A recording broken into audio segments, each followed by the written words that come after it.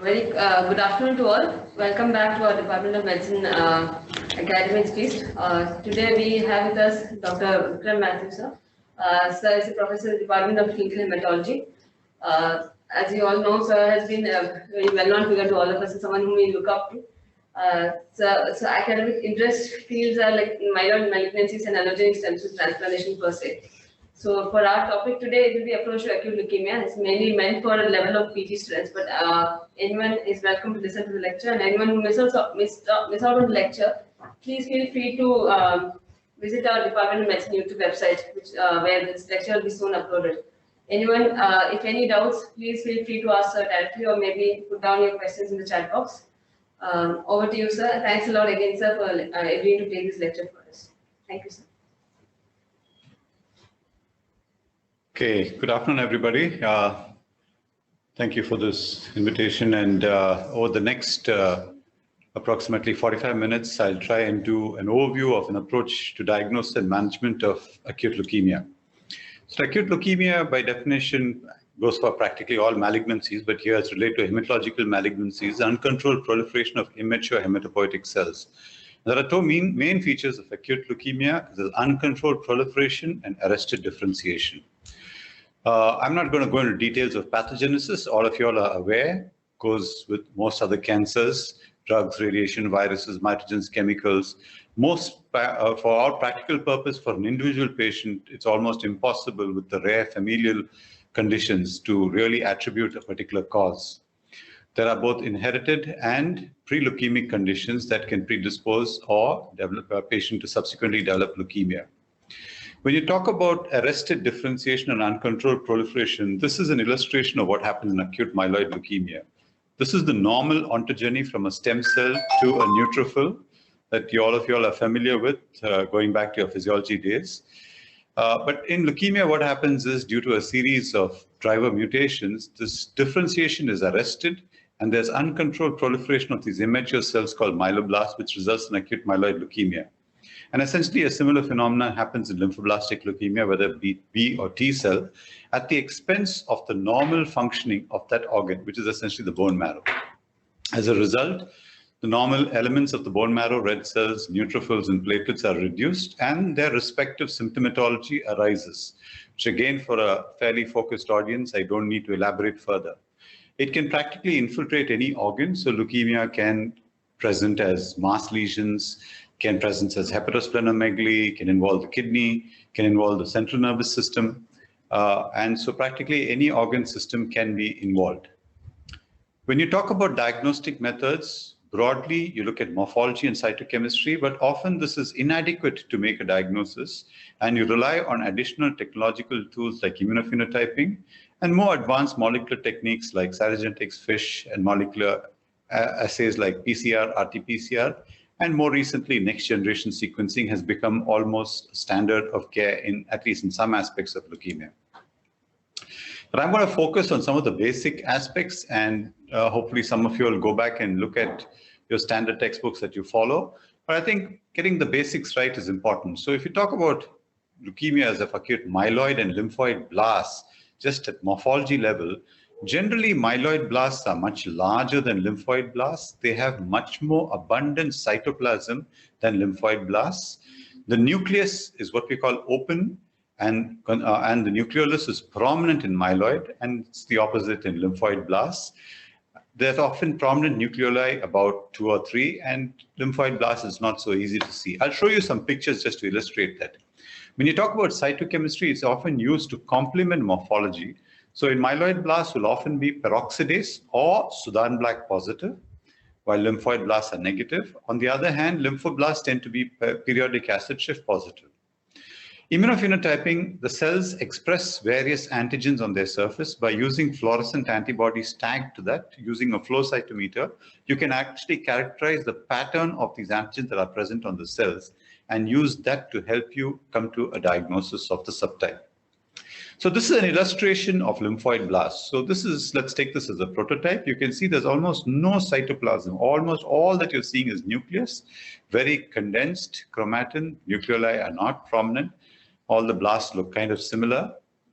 This is a slightly variation, it's called an L2 blast, where you can actually see a little bit more cytoplasm, but again, very agranular. The chromatin is a little bit more open, but the nucleoli are not so prominent. In contrast, this is a myeloblast. You can see much larger blasts, much more granules in the cytoplasm, and probably doesn't project so well, but there are very clear nucleoli which are clearly seen under a right microscope. But what is characteristic of a myeloid blast, which may not necessarily be in every myeloblast, is the presence of aurods, which is very dramatically shown over here. Often it may not be that dramatic, it may be more subtle. This is exactly a large blast, lots of cytoplasm with an aurod in the cytoplasm. These are basically aggregations of azrophilic granules that are there in the cytoplasm. Well, I'll talk about cytogenetics and the molecular aspects of it as I talk about each of these malignancies. And moving to the principles of treatment, I think it's important to understand this graph as a concept. When you diagnose leukemia, you could have anywhere between 10 to the power of 12 to 10 to the power of 14 malignant cells in your body. Now, that's a huge number. When you see a peripheral smear, 10,000 counts, 80% blast, you don't get that impact. 10 to the power of 12 cells is almost like a kilogram of tumor, but because it's diffuse in the blood, it doesn't kind of hit you. When you give the best chemotherapy that we have, whether it's myeloid or lymphoid, you usually get what we call a 4-log reduction, which means it can go from 10 to the power of 10 to the power of 8.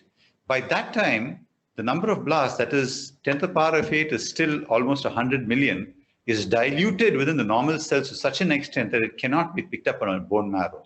So remember, even with the most intensive first-line therapy, when you get 4-log reduction and you get what we call complete remission, you cannot see blasts. There's a massive load of malignant cells which you just cannot see on conventional bone marrow morphology because they're just diluted with the normal cells which are in billions. So as your disease intensity with subsequent cycles of chemotherapy, as the disease load decreases, you need more and more sensitive technologies as illustrated over here. I hope the arrow is coming up on the presentations. Okay, is required. And we really believe that finally it really is not our chemotherapy that finally cures the patient. We get the disease load to such a low level and finally the immune system probably takes care of it. Unfortunately, a proportion of patients, the tumor starts rising. And as you can imagine, in the early days when it's rising, you cannot recognize it by conventional morphology. And that's when we use tests called minimal residual disease or minimal measurable disease with very sensitive techniques like multi-parameter flow cytometry or PCR to detect this early rise, and increasingly people are intervening at this early rise. So moving to acute lymphoblastic leukemia, if there's one thing that has come through this talk is you generally think of acute lymphoblastic leukemia as one big disease, but remember pediatric acute lymphoblastic leukemia is very, very different from adult lymphoblastic leukemia. Pediatric acute lymphoblastic leukemia is the prototype and the poster child of treatment of leukemia with a fantastic success story of more than 90% patients cured. Adult lymphoblastic leukemia is not like that. At the age of 40 or 50, at the most you may get is about 30% cure. And I'll talk about why that is. In children, it's the most common malignancy. Annual incidence is 1 to 4 per 100,000, 25% of all childhood cancers, 80% of acute leukemias in children. And you can almost invert that ratio of 80% acute myeloid leukemias in adults, an approximation. The peak incidence is about 2 to 5 years. And there's some suggestions that food countries it's increased, but probably because of better diagnosis. The diagnostic aspects I've already run through. It's cytomorphology and cytochemistry, immunophenotyping, cytogenetics, and sometimes expression profiling. WHO currently classifies lymphoblastic leukemias as B lymphoblastic and broadly T lymphoblastic.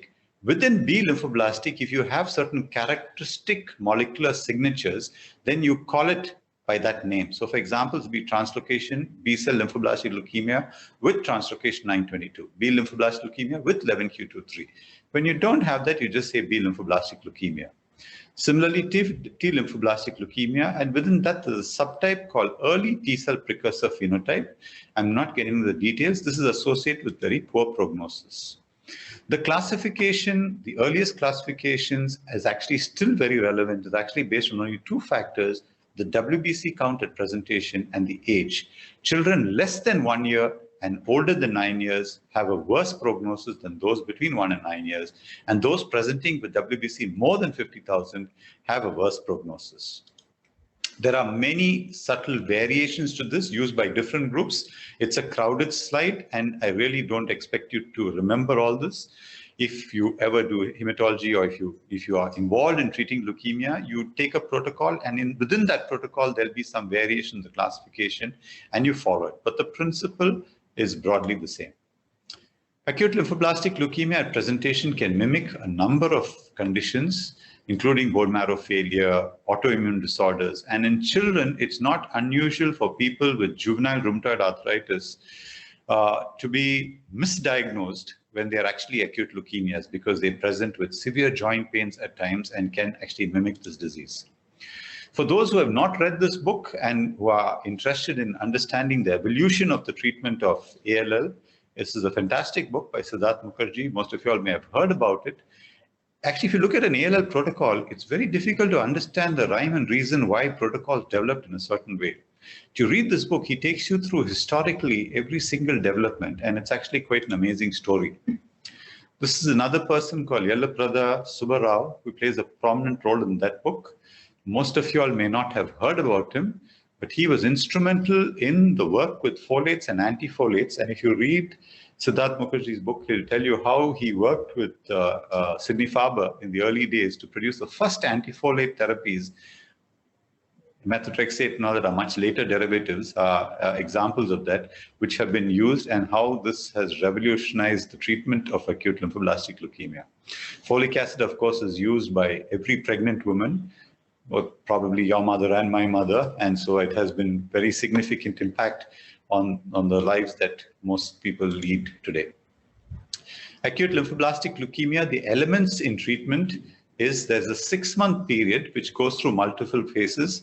The objective of this talk is not to take you through the fine details, but usually it's a 7-8 drug induction regimen, which has a phase 1 and a phase 2. The initial pre-induction is steroids. There's an element called CNS prophylaxis, which could be either high-dose methotrexate, which is preferred. In the old days, we used to use radiation. And the concept is the blood-brain barrier restricts the movement of many drugs into the CNS and the testis in males. As a result, patients tend to relapse here. And so as treatment evolved, people realized that you need to have special drugs like high-dose methotrexate that can cross the blood-brain barrier. It's followed by consolidation or reinduction, and after that there's a 2-year period of maintenance, usually with 2 drugs called 6-MP and methotrexate. The regimens look like this. Again, don't get too disheartened or worried about knowing these details. We encourage people actually not to remember doses or exact schedule of drugs, and rather follow the written protocol. But usually the induction will be 4 drugs: vincristine, dona, asparaginase, cyclophosphamide, cytosine, often associated with intrathecal methotrexate, and 6-MP in some regimens. And that is followed by a consolidation, a reinduction, and then this 2-year period of maintenance.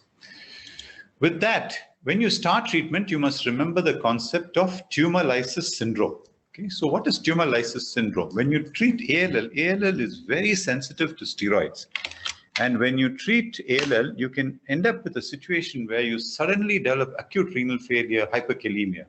So what's the pathophysiology? So let's try and look at this graph to understand the pathophysiology. So what is in yellow over here is the intracellular level of potassium, just for illustration, okay? And that is, if you remember from your physiology days again, it's almost 140 milliequivalents. What is the plasma level, on the other hand? Between 3.5 to 5.5 milliequivalents per liter. See, the dramatic difference is a very dynamic process which the body maintains very actively. Remember, the millions and billions of cells in circulation all have that level of potassium. And don't forget that if you hit anywhere between 7 to 8 milliequivalents per liter in your plasma, you could actually probably die of a cardiac arrest, right? So when you have leukemia with marked increase in these abnormal cells, you give steroids, there's almost like a lysis of these cells, releasing intracellular potassium into the plasma. And so your potassium shoots up. An almost exact similar phenomenon happens with phosphate. Okay. Now, when phosphate goes up, if you remember from your endocrinology, the calcium phosphate ratio is maintained. So the calcium levels actually drop. The ionic calcium is maintained, but the total calcium can drop dramatically. And this is believed to happen to prevent metastatic calcification. When your calcium and phosphorus rise, you're more likely to get metastatic calcification. So this is a physiological phenomenon. So these two things happen when you initially start treatment. In addition to that, because of the massive lysis and purine, metabolic purine and pyrimidine breakdown and synthesis, you have an increase in the uric acid. Uric acid can deposit in the kidneys and cause renal failure. This, along with hypocalcemia, hyperkalemia, and hyperphosphatemia, is basically the features of a biochemical tumorlysis syndrome. It's a spectrum. It can be very mild to severe, life-threatening, acute renal failure, etc. So how do we manage it? Usually, it's only good hydration, forced alkaline diuresis. The alkaline part is now controversial. And we also often use either allopurinol or febuxostat to try and decrease the buildup of hyperuricemia. For the most part, this is easily controlled, but in certain leukemias, it can actually lead to renal failure, may require dialysis. Must remember there's another good drug to treat hyperuricemia, and that's a drug called rasburicase, which is actually an enzyme which will break down uric acid.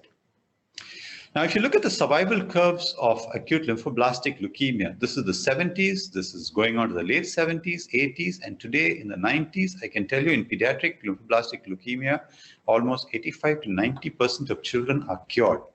In many circles, including medical circles, people find it difficult to believe the concept that they are cured, and they often feel, oh, you just prolong survival a bit.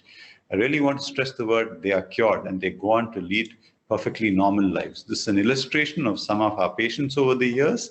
And if you were in a live talk, we would have had an interaction to discuss who is the patient. So for example, in this mother-child combination, there's no way to know who had leukemia. In fact, this is a young girl who had leukemia when she was a child with us, who's come back almost 15, 20 years later, married with a child. This is another young boy who was diagnosed as a child with leukemia. He's now a software engineer in the US. So they grow up and you see them on the road, they look like anybody else, and they lead very normal, productive lives. Very gratifying to see these children when they come back years later and visit us. While childhood ALL represents a success story of modern oncology, it has not been the same with adult ALL. The reasons are many. I'm not going to go into the details, but at a molecular level, they are actually very different. If you take an individual blast from a child or an adult, you can't make out a difference. But at the molecular level, let me just illustrate without getting into details. If you take some common mutations like hyperdiploidy and TEL AML, these are both associated with good prognosis. In children, almost 50% of ALLs will have TEL AML1 or translocation 1221 and hyperdiploidy. If you look for the same thing in adults, it's less than 5% of patients will have each of these. And similarly, bad players like translocation 922 are seen in 25% of adults and are very rare in children. So you get a sense, at a molecular level, they are very different. And this is a graph that illustrates the same thing of the survival curves, which are excellent in the 1 to 9 years, dropping down every 5 years to above 40. You can see the survival curve, long-term survival curve on this Kaplan-Meier is close to 11 to 15%. It's getting better these days. So this is another good anecdote as a break. Again, if you were in a live audience, I would have pointed and asked who in this group, in this family, has acute lymphoblastic leukemia. So here on a Zoom platform, I'll go straight to the story. It's actually the lady with the child who had the leukemia. So she had acute leukemia when she was 2 months pregnant with this little boy over here, okay? And due to her faith and her Catholic belief, she refused to have an abortion. So we had to modify our therapies after, of course, getting consent and explaining risks involved. And she completed her treatment, delivered a child, and this picture is almost 10 years old. This child and mother are absolutely well and still visit us every now and then. So this is our own data with adult ALL. You can see over the years, and I can tell you this continues to improve, the adult ALL data at our center. So moving on to acute myeloid leukemia again. So this is something, at least for the MD students, you're going to go back and look at your Harrison, the books that you read, and read up a little bit about the classification of acute myeloid leukemia, because it's not possible for me to cover it in this talk. Broadly, the same principles as I showed you with B lymphoblastic leukemia. If you had a clear-cut signature, molecular signature, you called it by that name. You say AML with translocation 821, AML with inversion 16, AML with inversion 15, translocation 1517, which is actually APML, which is the same as AML M3. And when you don't, you go back to what is the old French, American, British classification, which is just based on morphology, which extends from minimally differentiated, depends through the different stages of maturation to acute erythroid leukemia, acute megakaryoblast leukemia, and occasionally myeloid blastic leukemia. Now, in adults, this age effect is even more dramatic. So you can see till the age of about 45 or less than 40, and in fact, in the patients less than 30, the long-term survival currently is actually pretty good with chemotherapy, transplant, and all the new agents. But once you cross 55, you can see the survival really crashes. This kind of information is important. So for example, if you have a 70-year-old man or an 80-year-old man, you're working in Assam and you diagnose AML, please don't put him on a train and tell him to go to Vellore for treatment. Okay, that's a real waste of resource and that patient's expenses, because really not much that we are going to achieve in this group at this point in time. Okay, they're mainly in the very elderly, above 75, it's essentially good quality supportive care and palliative care.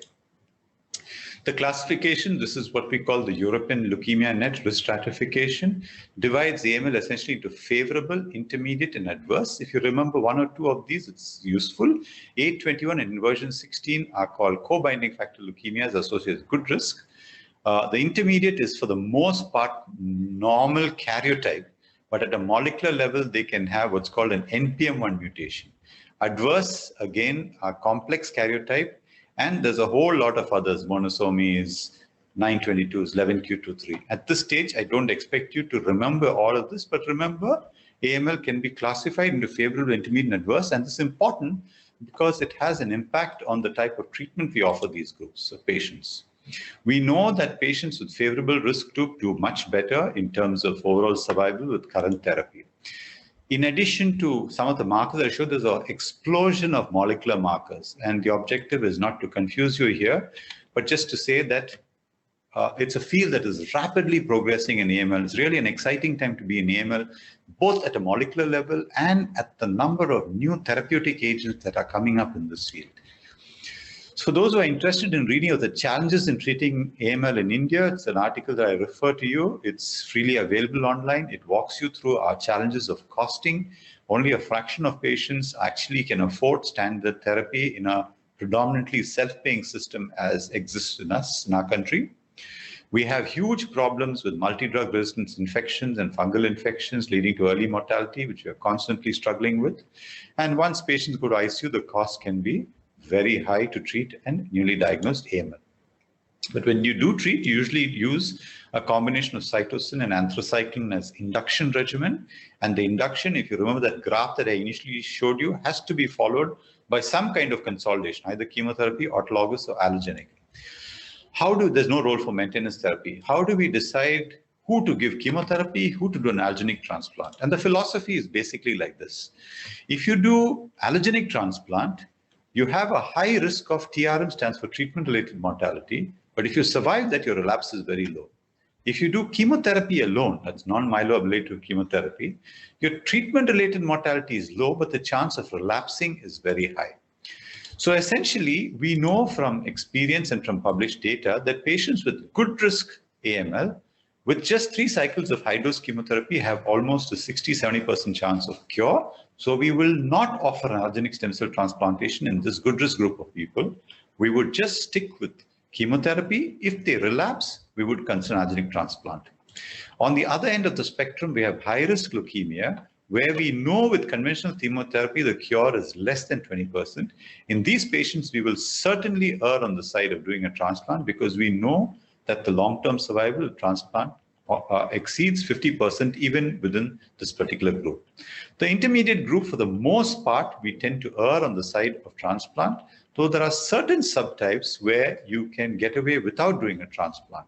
And that's where a lot of these novel molecular markers have come in very useful, because we can use those molecular markers to tell us subsets within the intermediate risk, which is a large group of patients you can see, who are likely to do well with just chemotherapy. Now, in the last 3-4 years, there's been an explosion of new agents. I'm not going to go through these details, but the understanding that at the molecular level, we understand this disease better and better. And increasingly, practically every almost few months to a year, we have new drugs that can target these molecular signatures. Why is that important? This goes back to the story of ALL and Siddharth Mukherjee's Emperor of Maldives. So if you go through the story, you will realize it was not just the availability of drugs, it was the optimal scheduling and dosing of drugs that improved outcome. So I showed you this graph earlier where we went from in the 1970s, in fact, earlier than that, very poor survival, with a set of drugs, and we reached almost 85 to 90%. This improvement in survival was achieved by using drugs that were already available in the 50s and 70s. So it was not just the availability of the drugs, we understand how to use these drugs in an optimal combination, which is why in AML, when we have this explosion of new drugs, there's real optimism, and it's really an exciting time to be in the field of AML, that we are going to reproduce what we have seen in the pediatric ALL story in adult AML. So allogeneic transplant remains a very important armamentarium in the treatment of AML. In fact, prospective studies have established that the best anti-leukemic effect is provided by an allogeneic stem cell transplantation. At our center, anybody who's intermediate risk or high risk, we would offer an allogeneic stem cell transplantation, and the survival curves are far superior with transplant than with chemotherapy.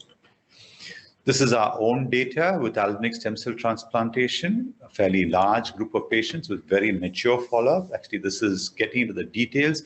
It looks at comparing different regimens, but you can just focus on this graph, which tells you our own data of AML transplanted in first remission. Okay, the survivals are very good. They are well above 60%. Those who are in remission, and that is second, that means they've relapsed and achieved a second remission and transplanted. While those who are relapsed and refractory don't do so well, even in spite of doing a transplant.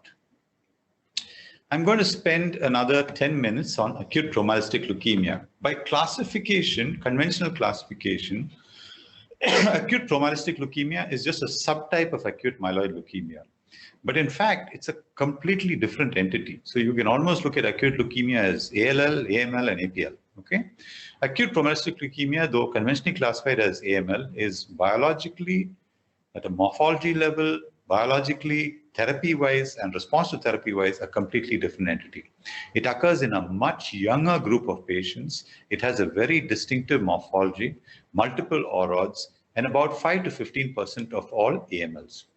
This is a classical malignant promyelocyte. It has a reniform nucleus. Sometimes you get a folded over nucleus, multiple orods, clusters of orods. That's called a faggot cell. Okay? It has a very particular immunophenotype where immature markers like CD34 and IA or HLA-DR are negative. And you have a classical reciprocal translocation called translocation 15-17, which involves two genes. One is chromosome 15 PML on chromosome 15, and retinoic acid receptor alpha on chromosome 17. And when you get this reciprocal translocation, you get a new protein called, where the first part, imagine almost like the head is PML and the tail is RAR, but the functional part is RAR, and it alters the function of retinoic acid receptor alpha. So this is a cartoon just to illustrate APML, because it's a fascinating disease. This is the first disease. Generally, when you talk about chemotherapy in leukemia, what are you trying to do? You're trying to introduce a toxic agent, and you're hoping that more rapidly dividing and multiplying cells are killed more, or at least to a large extent, than the normal cells. Today, we have some targeted therapies, but for the most part, chemotherapy is that. This is the first disease where we could actually take away that arrested differentiation, which I showed you in the very first slide, and give an agent and let the cells continue to undergo normal differentiation to a neutrophil and undergo apoptosis. So the story is like this, okay? So this is retinoic acid receptor alpha in green. In the normal cell, this is the nucleus, and outside that's outside the cell itself. Okay, but within the nucleus, the retinoic acid receptor alpha and something is wrong with this. It's not moving together. That's weird. Okay. Oh, that's very weird. It's completely moved out of frame over here. Anyway, it doesn't matter. So the retinoic acid receptor alpha and the RXR, they actually heterodimerize and they come and bind to the DNA. And it's called retinoic acid receptor element. And this in blue over here is actually retinoic acid, which is essentially vitamin A, comes and bind to the retinoic RAR alpha. And when it does this, these repressor molecules are released. And the chromatin opens out. Hopefully it will show that. Okay, it's all gone wonky. Anyway, my apologies. But anyway, when that happens, normal transcription happens. But when you have PML-RAR at physiological dose of vitamin A, this release of this big repressor molecule doesn't happen. And this DNA chromatin does not open out and downstream transcription doesn't happen, which results in the arrested differentiation. When you use pharmacological dose of vitamin A, this can be overcome. And which is why we use the agent called all-trans retinoic acid in the treatment of APML. Before the introduction of all-trans retinoic acid, APML or AML-M3 was one of the leukemias with the worst prognosis because patients would die very rapidly with a very prominent coagulopathy. Okay, with the introduction of ATRA, that went away and the survivals became actually extremely good, almost 80%. The classification is based on WBC count more than 10,000 and platelet less than 40,000. So if you had a WBC more than 10,000, you're considered high risk. If you're low risk, if your WBC was less than 10,000 and your platelet count was more than 40,000. While conventional therapy, as I showed you, was very effective, it remained very expensive and was associated with significant morbidity and some mortality. Arsenic is an agent which is of considerable interest. It's the drug that's been in the pharmacopoeia for the longest period of time. It gained a lot of attention in the late or early 19th century early 19th century when it was used to treat syphilis, and it has been used to treat trypanosomiasis. In the early days, it's a non-specific cellular toxin, so it was also used in the treatment of CML, though we have much better agents now. It was only in the 1970s, early Chinese publications showed some relevance in the treatment of APML. Our own experience actually is an interesting story. We used to have patients who we used to treat with the standard all-trans retinoic acid and chemotherapy who would relapse and go away and then come back 6 months looking absolutely well. And when we looked into this, we realized that many of them were going to Dehradun and were being treated by a person called Valandro Vaidyo, and it was a native preparation that had heavy metals and was rich in arsenic. It's around the same time, this I'm talking about the early 1990s or mid-1990s, that this data came about, and which is when we designed our protocol using single-agent arsenic trioxide. And this entire regimen was 1/5 the cost of conventional regimen because arsenic trioxide essentially is very inexpensive. And we showed excellent results with single-agent arsenic trioxide. And today, actually more than 20 years later, arsenic trioxide and ATRA combined without chemotherapy is actually the standard frontline therapy in the treatment of APML. So this is something that at your center here, we had actually started way back in 1990s. So the advantages of arsenic trioxide, unlike conventional chemotherapies, there's no infusional toxicities, no alopecia, no nausea, vomiting. Post-induction, very important, there's no recurrent cytopenia for those who have been involved in treatment of leukemia. So they're not going to ICUs. After the initial first 2 weeks or 3 weeks of admission, all the treatment is outpatient. There's no exacerbation of coagulopathy. To date, there's no case of second malignancies. Fertility is preserved. Most toxicities are mild and no significant morbidity associated. Usually, whatever little toxicities we see is transient and resolves. Most important is the financial toxicity. Okay, so patients can afford this therapy, or we can raise the resources to treat every single one of patients diagnosed with APML at our center, unless they come in with terrible complications at the onset. For those interested, you can look up this data that goes into the long-term data of our patients. It also goes into the hair nail analysis of patient followed up for 10 years after treatment to show that it is no different from a control population with no increased incidence of second malignancies and preserved fertility. And this is an interesting review that just recently we put together, which again takes you through the entire story of the evolution of treatment of acute promyelocytic leukemia. So again, if you were in a live audience, I would have put this picture up and I would have asked all of you all as students, who is the patient with APML over here? Okay. So again, this brings me back to the story of long-term survival and cure. Please remember, patients with leukemia are cured and they go on to live normal, productive lives. This is a young girl named Neelu Kumari, all with permission, who was treated as a child by us. And this is years later, married. One of the first few patients way back in 1998, we treated with arsenic trioxide. And these are all patients treated with arsenic trioxide just to show that you really can't make out who's the patient, but these are all very long-term follow-ups. And this again is a patient with the baby. So fertility is preserved with treatment with arsenic trioxide. I'll stop with this slide. This is spotter, but really not that easy. This is just to state that acute myeloid leukemia, for the most part, presents as a liquid malignancy. That's in the bone marrow and the blood. But occasionally it can present as a solid tumor. And this is actually a granulocytic sarcoma. Unfortunately, we lost this child. We couldn't salvage him.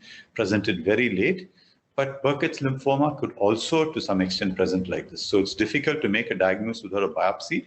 But if you biopsy this tumor, it will be full of myeloblasts, which will be strongly Sudan black and myeloperoxidase positive.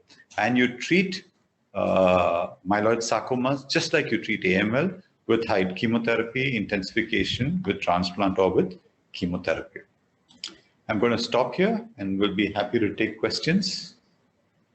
Thank you, sir. I think there was a very clear-cut picture on acute leukemia. I think all those outstanding stories from the Department of Hematology, which makes up one of our, the department which seems to stand out. And I think you're all being proud to be a part of also. And many of us are being and getting aspired to be becoming one of them also in the future. Thanks again, sir, for being our role model and also being agreed to take this lecture for us. Any questions? I think there's one in the chat box now. So there was a question.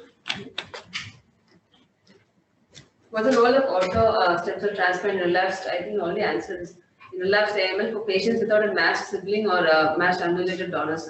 You still consider that as an option or completely out and chemo is the only way for such patients? So an autologous transplant, right? Autologous transplant, I just put out there as consolidation.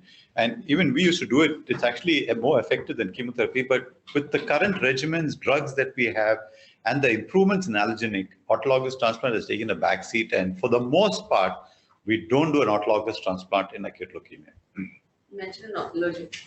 Say it again? Allogenic is what we do. We don't do an autologous. How much of a secondary malignancy do we expect at all in any of these? So in allogenic transplantation, the data over 20 years is about 5 to 6% risk of second malignancies. That means they can come up with other malignancies, usually oral and GI malignancies are what is common. But you can also get lymphoproliferative disorders like lymphomas, etc. But usually that's very late. There's one type of malignancy that can come on fairly rapidly. That's EBV-associated lymphoproliferative disorders that can happen within 2 to 3 years, very rare, where because of the immunosuppressed state, EBV infection and expansion happens, and that can lead to a lymphoproliferative disorder. Now, how often do we have to follow up on patients who need as cured patients? So once they have long-term follow-up, we see them once a year for sure, for up to 10 years, 5 to 10 years. And then we usually give them a list of things to do in terms of following up with their local physician, contacting us if they need anything. But we don't have a very strict or rigid screening policy for second malignancies. One more question to Sir, role of NGS. Okay, so NGS is I put it up there. I think I used the word standard. I want to take that back. It's not really standard of care at this point, but it's going to become standard of care very rapidly because the number of profile of mutations that you can pick up is really huge, and increasingly we are finding that they have significant prognostic implication. Okay, at this point in time, they are not part of standard of care as part of acute leukemia. But believe me, even though they're not a part of standard of care, most centers, including us, use NGS data all the time to guide therapy and follow-up of patients. Like how they say in solid organ malignancies, do we have this mutations which keep changing that we have to keep? Not so much. If you look at the mutation profile of solid tumors, again, a very broad generalization. In leukemias, you have actually a very small number of mutations compared to solid tumors where you can have, you can have in the hundreds. So that kind of heterogeneity is there in leukemia, but not as much as in solid tumors. But changes can happen. So for example, FLT3-ITD may not be there at presentation, but maybe at relapse. And today we have targeted therapies against FLT3-ITD. Another question, so virus-associated acute leukemias, any role for anti-infective therapy? In one particular type, which I have not covered, which is really more under lymphoma, it's called HTLV1 associated leukemias, there is a role for antivirals. Okay, but for the most part, otherwise, there is no direct role for antivirals. If a patient has a HIV infection, you encourage continuing the antiretrovirals as much as possible. Any further questions? Any questions later? You can feel free to even mail to sir or to us at mention.cmc.ac.in. There's one more question, sir, as of now. Why is age such a bad risk factor only in genetics? It's difficult for me to answer that question. It's a combination of multiple factors, actually. What I put up is at the molecular level, you can almost imagine your stem cells as they age. Even normally, all of us as we age are picking up more and more and more mutational burdens within our stem cells. Okay, it's on that background you get a driver mutation. Okay, so there is already a significant amount of additional mutations. One. So usually the leukemia that is in childhood and adults are actually at a molecular level different. Older people tend to tolerate chemotherapy well. Older people tend to have more comorbidities. And so there are multiple factors that are at play that makes leukemia in the elderly, the bone marrow reserves, the stem cell reserve in older people is less than in children. So children tolerate chemotherapy much better than older people. Okay, so it's multiple factors. What are your views on immunotherapy in AML, sir? Excellent. Nivolumab has been tried small trials without major success. Have you had any experience with it or for any patients? Right. So not in acute leukemias. Again, AML in acute leukemias is a very exciting place to be in today, in hematological malignancies generally. And immunotherapy is really at the forefront. It's just not possible for me to go into all these details, but not so much in acute leukemia. But in acute leukemia, there are other types of therapies, cellular-based therapies using NK cells, using CAR T cell therapies, which are really coming to the forefront. The checkpoint inhibitors, which was almost like science fiction 5 years ago, that you could actually do this, is now almost standard of care in lymphomas. Okay, they're not as effective in AMLs and ALLs as they are in the lymphomas. But there's constant new ideas, new concepts, new drugs that are coming up in the field of immunotherapy. And if you ask me, I really think immunotherapy is the future of most of oncology. Question, PET scan to monitor for relapse? Not in acute leukemia, with the exception, so I'm not talking about lymphoma, I'm talking about acute leukemia, with the exception of myeloid sarcomas. When patients have myeloid sarcoma, AML presenting as solid tumors, they are intensely PET avid, and so they light up on a PET scan, and there is a role. Otherwise, there is no role for PET scan in acute leukemias. So can you describe our experience with NK cells or CAR cells? Is it rare? Yes, it is. We are doing a trial right now. My colleague Uday has a Welcome DBT grant. I'm the PI on that. And so we actually generate our own NK cells. And we have relapsed refractory patients whose survival I kind of alluded to in one of the graphs. It's about 16%. And we hope to bring it that survival. That's a group of patients who are relapsed and completely refractory to chemotherapy. With transplanted NK cells, we hope to bring it up to 30 to 40%. Marginal improvement, but that's something that we plan to achieve. That trial is actually ongoing at this point in time. We are actively involved in developing CAR T cells. We've actually got the vectors right now. we hope to do our first set of validation runs soon. And of course, there's a lot of steps in between to get licensing to actually do the clinical trial, but we are well on our way there to do CAR T-cell based work from Vellore. Any further questions? Tambu sir, do you have anything to add on? Hi Vikram, thank you very much for taking the class for us. Hi Tambu, nice to see you. Any other heavy metals that you are exploring other than arsenic? After that, or there's nothing more in that line of thinking? No. So, when arsenic came out, people tried using arsenic for all kinds of cancers, and it just doesn't work. So it's somehow, and there's a whole story of why arsenic works in APML. That's a basic science paper by itself, So we published a lot on the basic science of it. If you're interested, if you put our names there, it'll come up, and we've looked at the molecular level on how this works and how to use new combinations of proteasome inhibitors to enhance the efficacy of arsenic trioxide. So we've done a fair amount of basic science work in this area. I didn't want to get into all those details in this talk, So the story you said was a gentleman who was using it in North India somewhere. Was it by chance, or it was part of some Ayurveda, or he just? Yeah, it was part of Ayurveda, and he was treating all cancers and claiming that they are all cured. But this is a story that is a cycle. It was done in China. They evaluated it there. It was evaluated here by people who came from outside and found that actually it is only this subtype. So arsenic trioxide, if you give enough, is a non-specific cellular toxin, will kill any rapidly proliferating cell to some extent. So you will get some transient responses in most other cancers, but it will not cure them. Thank you so much, Vikram. Thank you for taking time. Department is very grateful to you. Thank you. Thank you. Hey, thank you, Tambu. Thank you so much for having me. Thanks. All right. Thanks again, sir. Thanks, everyone. I think we'll wind up for today.